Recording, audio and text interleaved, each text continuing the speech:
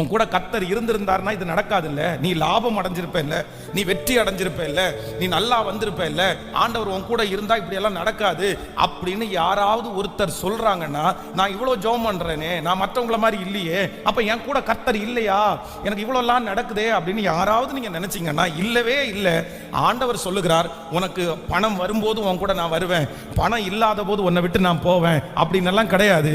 இதோ உலகத்தின் முடிவு பரியந்தம் சகல நாட்களிலும் நான் உன்னோடு கூட இருக்கிறேன், நான் உன்னை விட்டு நல்ல கரங்களை தட்டி நான் உன்னை விட்டு விலகுவது இல்லை, நான் உன்னை கைவிடுவதும் இல்லை, கைவிடுவதும் இல்லை. ஆனாலும் ஆண்டவருடைய பிள்ளைகள் ஒன்று நினைத்துக் கொள்ளுங்கள், ஆண்டவர் நம்மை விட்டு கண்டிப்பாக போக மாட்டார். ஆனா அதே நேரத்தில் இந்த உலகம் நம்மோடு கூட கர்த்தர் இருக்கிறத கண்டுகொள்றதற்கு கண்டிப்பாக ஒரு உயர்வை கர்த்தர் நமக்கு தர வேண்டும், ஒரு அங்கீகாரத்தை தர வேண்டும், ஒரு